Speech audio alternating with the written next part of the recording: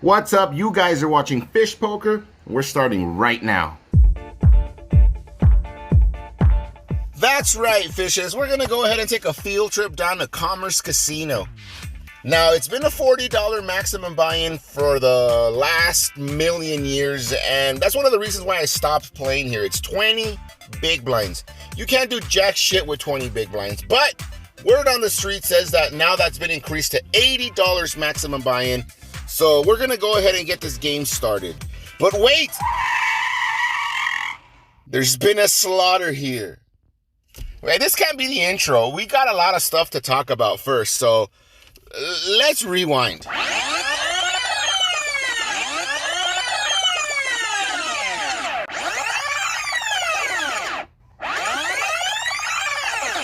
So before we get into our poker hands, I want to go ahead and take a few minutes to talk about the most biggest controversy in poker. At least right now, within the past month, if you haven't heard of Mike Postle, then you've probably been living under a rock. Mike Postle plays live poker and televised poker where they use RFID cards. And these cards are it's the system that allows you to watch on your TV or your phone or wherever it is you're watching to see the players hold cards, and you can see the flop on TV. Anyway, all these cards are registered. That's how you're able to see them on TV. So Mike Postle had somebody on the inside telling him on his phone or however they were telling him what the other players had. Now, I'm no expert, but if you know your opponent's exact hold cards, that's a good thing, right? I'm gonna share with you guys 2 times I caught a cheater at our poker games and how they were doing it. The first guy, I'm not gonna go ahead and mention his name.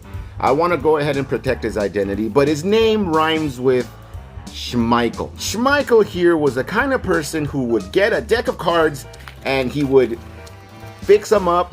He would put them all like in order of some sort, but he would do all of this and put them in order under the table. Never get a deck of cards under the table. And if you're at a home game, at one of your home games, one of your friends is constantly doing this, you need to call them out. They should not be putting that deck under the table. So if you catch anybody at a home game, hey, you need to keep that deck of cards on top of the table. So Schmeichel would get the cards and he would arrange them so he can always give himself a set. This guy was the king of sets. He would give himself pocket 10s, pocket 7s, any pocket pair, and would give his opponents a higher pocket pair, and he would always flop a set because he would be arranging the cards. One of the times that I remember, the most brutal one of all that I remember, was when he gave himself pocket kings and he gave his opponent pocket queens. So he would adjust the cards for that, and he would adjust the community cards as well. This time it was king, queen, king. He flops quads, our opponent flops a full house. Schmeichel here decides to go all in. He's first to act, he goes all in. Why? You have the nuts. It rose a lot of suspicion for me. I asked one of my friends, hey man, we gotta keep an eye on Schmeichel. I think something's not right. Sure enough, my friend, he went ahead and he buttered him up. He asked him, hey, this is what we think is going on. What's going on? Seriously. Eventually, Schmeichel confessed. This is the text message here that he sent. He shared it with our friend, and our friend immediately posted it on our chat group, and we booted him out right away. Another tip is always cut the deck. The same person who shuffles the deck should not be the same person that cuts the deck. So somebody else always needs to cut the deck. So around this time around, I was being more involved with the Pirates. So shout out with the Pirates out there on that side of town who are watching. And these Pirates, they had a really good way of shuffling, a really good way of dealing. And the way they would do it is the person who would be the dealer at the moment would deal the cards.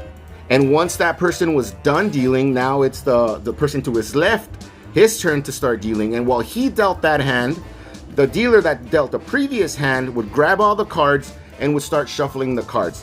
Once the hand that was in play was done, then the dealer that was shuffling the cards hands over the deck of cards to the next person next to him, the one that just finished dealing that hand. And the one that just finished dealing that hand cuts it for the person who's about to deal that hand. So it goes through 2 people before it actually gets into the hands of the dealer, which they're already shuffled by someone. they're cut by someone else, and then they're dealt by someone else. And I thought this was brilliant. After this, I started using this on my home games, and I was like, man, this is such a great piece of information. So Pirates, again, shout out to my boys out there. That was a great, genius move. People still managed to cheat. We found this other cheater who the same situation. There was a poker hand that didn't make sense to me. There was 4 to a flush. There was I think 4 to a straight. There was like a hand where he had a pocket pair, and he called an all in from like late position after everybody had gone all in. And it was just a bad move because this guy, we're not gonna mention any names, but let's call him Bane. Bane would cheat in a different way. Bane would get the cards as he was the dealer, and he would peel back a few of the cards. He did it really quick.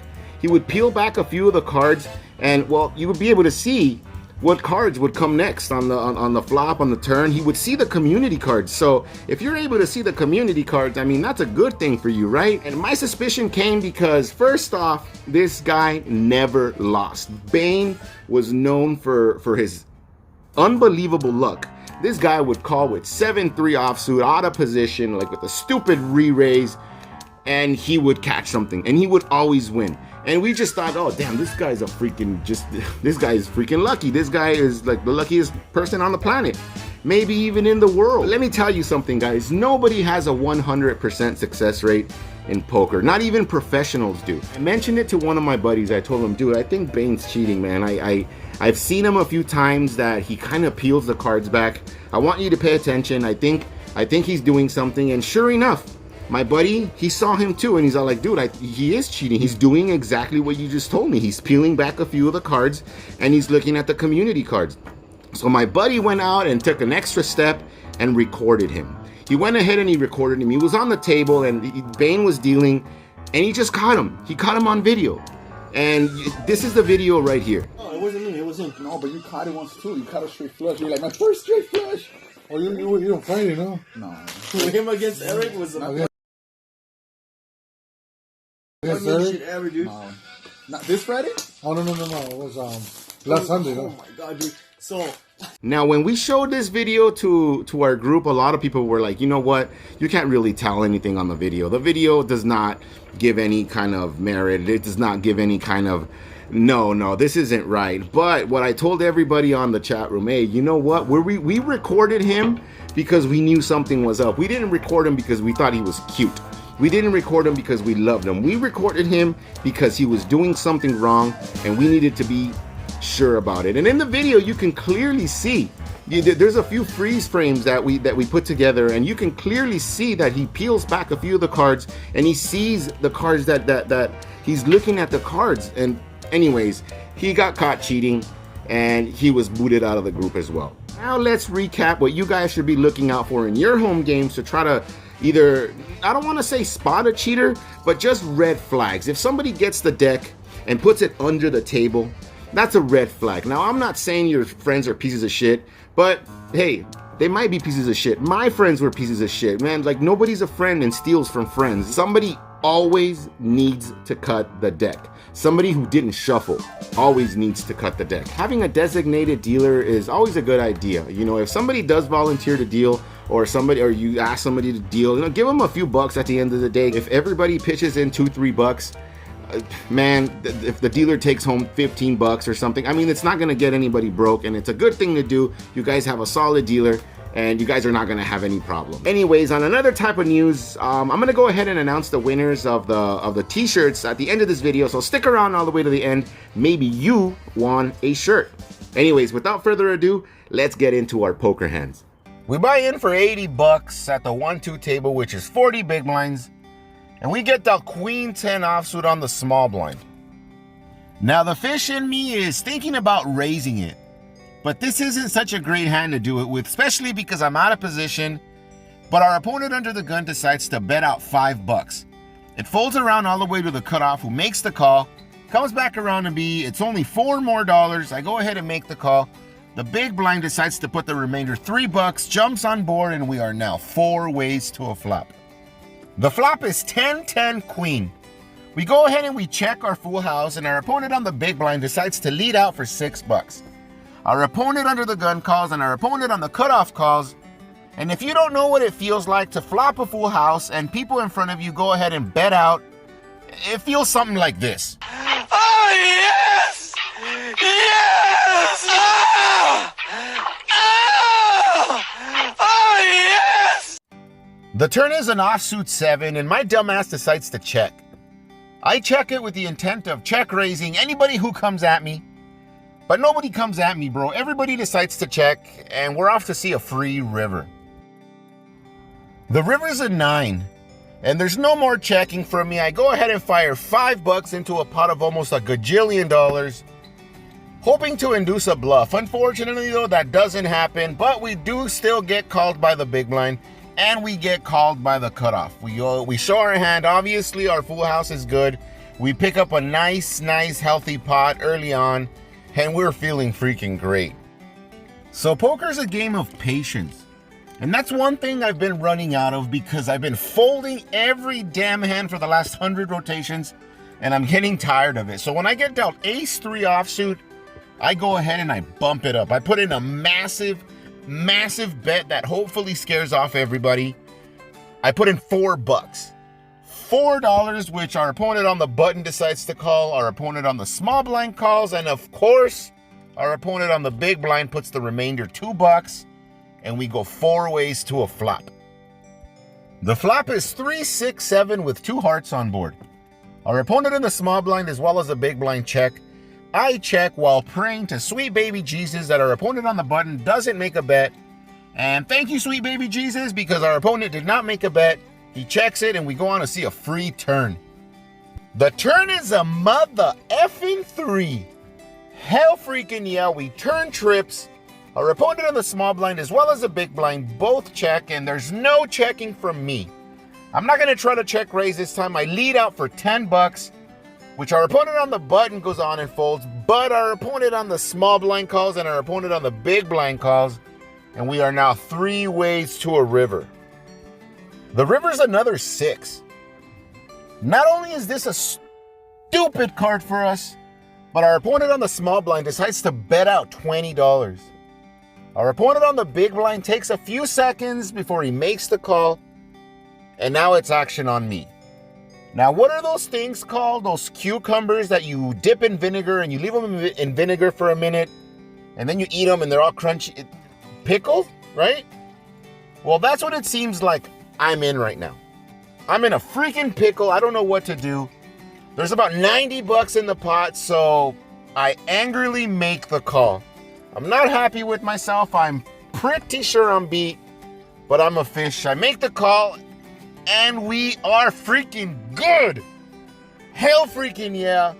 Our opponents didn't even show their hand. We win it. We take it down, and we're freaking feeling awesome. Hell yeah. For this next hand, I go ahead and I put out $10. I fire $10 off the low jack with pocket 9s, and our only opponent that calls is our opponent on the big blind. Now, if my math is right, there should be $21 in the pot, but this casino decided to rob us. Rob us in broad daylight in a room filled with people with cameras rolling. They jacked us for a $6 rake. $6 freaking dollars. So now there's only $15 in the pot. 10 of those are mine. So I risk 10 to win 5, which seems pretty legit to me. And we go heads up to see a flop. The flop is ace 7 jack. It's a stupid flop for us, and our opponent goes on and checks, and we fire a continuation bet of $10. $10, which our opponent takes a few seconds before he makes the call, and we go heads up to see a turn. The turn is a 6, which shouldn't have changed much. Our opponent checks again, and it comes back around to me, and I go ahead and I check it back because I'm a hairy whispering eye. Whispering eye? It means vagina. It means vagina. The river's not much help to us. It's a 10. So now there's 3 overcards to my pocket pair, plus there's a straight out there, and our opponent decides to go all in. He goes all in for about $40, and now it's time to think. But there's really not much to think about. This is the same guy who tried to make a move against two other players when I had my full house. Unfortunately, though, I didn't get to see his hand. I should have seen his hand so I could have at least seen what I was working with. But it didn't happen. I'm thinking, and I even asked him. You bluffing me? I seen you try to bluff. After wasting everybody's time, I finally decide to fold. I tell him I had pocket nines with the hope that he tells me what he had. But the piece of shit didn't even tell me. He just said good fold and we moved on to the next hand. So I get involved with the same stupid hand. This time they're red pocket nines. And the same guy who cracked my nines earlier is under the gun and decides to bump it up to $6. Our opponent under the gun +1 decides to call, and it's only $4 more to me, and I make the call and we go 3 ways to a flop. The flop is ace 10-5 with 2 diamonds.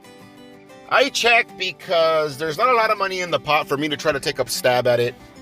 Our opponent under the gun, who's our original aggressor, decides to check, and our opponent under the gun +1 checks back, and we go on to see a free turn. Finally, the poker gods decide to throw us a bone and put out a 9 on the turn.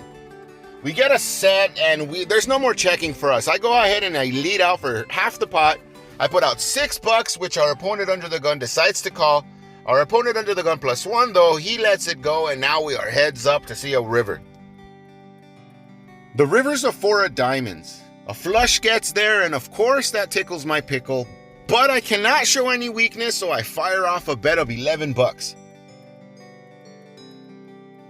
Our opponent goes into the tank for a little bit and decides to raise. Unfortunately, though, he went ahead and he put those $11 out there, and then he reached back into his stack to get another stack of 25, and he slides them in there. And if you know just a little bit about poker, you know that that's a string bet.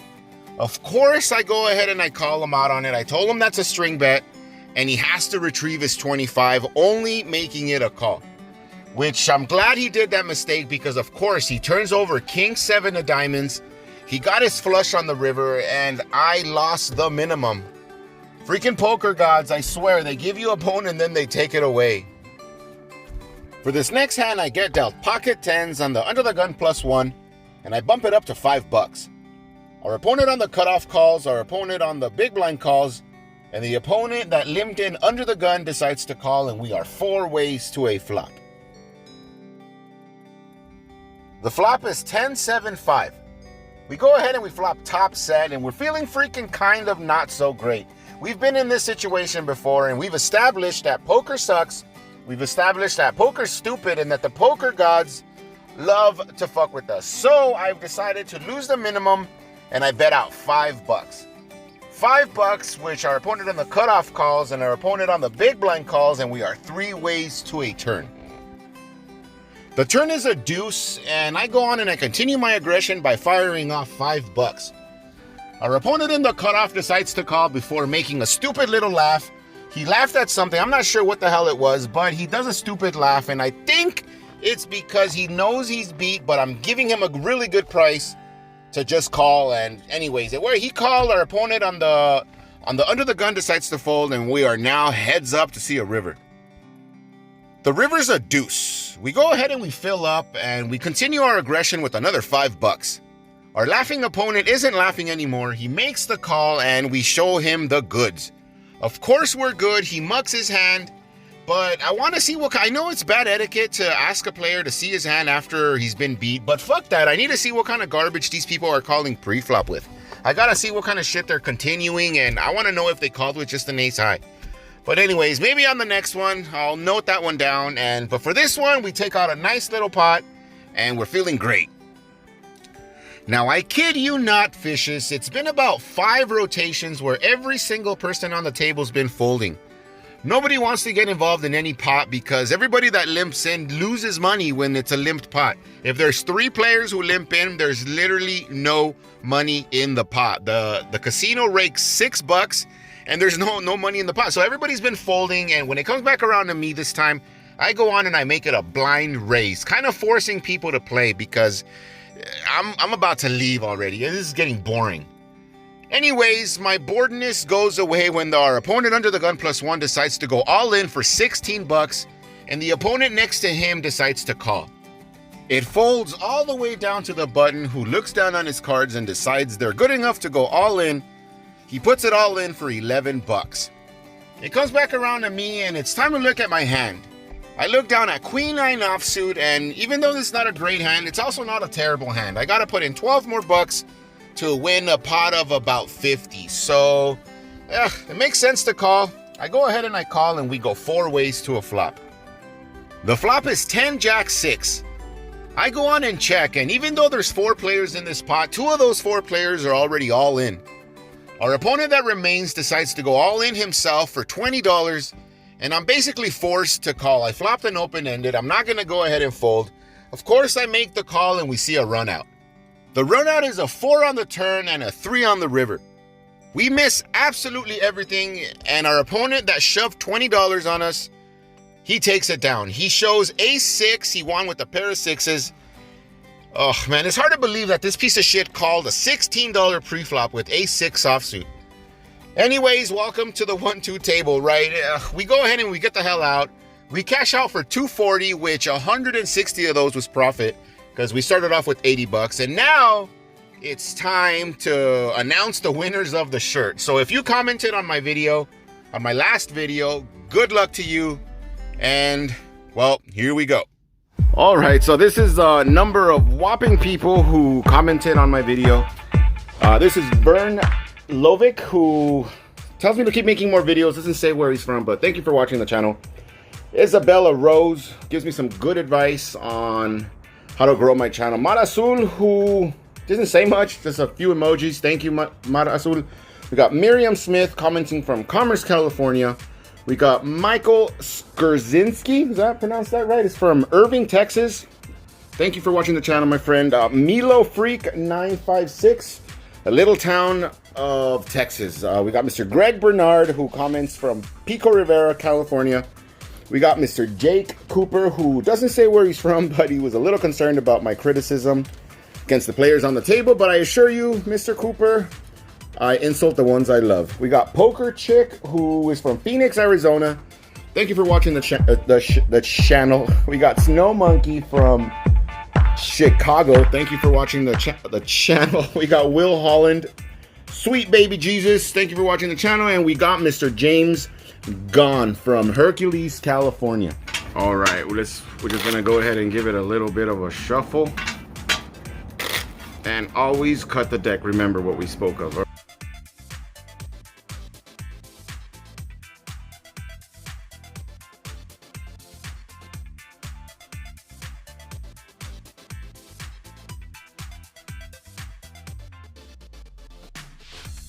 All right, well, let's see a flop. 10, Snow Monkey, you're ahead. 8, over here we got an 8, oh, okay. And another 8, Milo Freak, man, there we go, good job. A 6, 7, who has a 7? Oh man, 6, 7, 8, we need a 9 over here, Isabella. All right, we'll see. 3, any hearts? Anybody have hearts? Oh, Miriam Smith. Good job, Miriam Smith with a flush. Congratulations, Miriam, you win 1 shirt. We're gonna give away another shirt.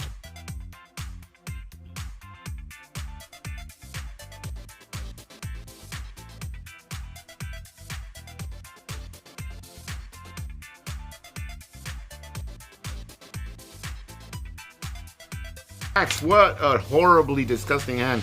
All right, we got an all-in, guys. This will flop. Bam, 9. Queens are still ahead. Wait. Oh, James. Mr. James gone. We got trip 9s for James. We got a 7. 2 hearts. Who has 2 hearts? Oh, Mara Azul with 2 hearts out there. Bam. Man, poker's stupid, guys. I'm serious. We got an 8, 7, 8, 9. 10. We need a jack for this guy. All right. 8. Was it full house for Mr. James Gone? Good job, Mr. James Gone. Congratulations. You got yourself a shirt. We got a few more shirts to give away.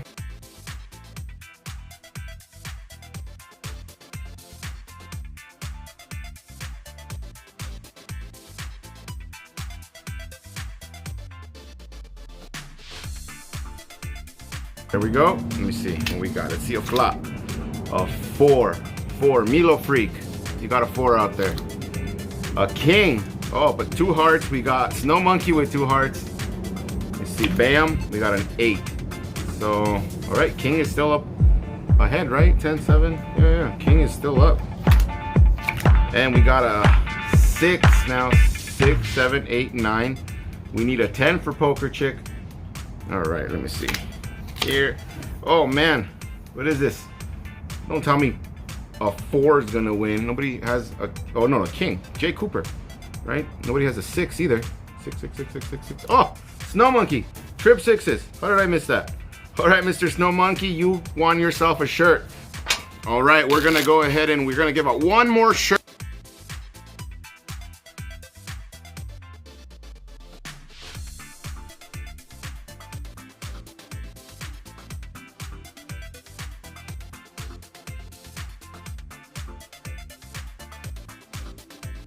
Suited. Ooh, we got a 4. Michael Skrzinski.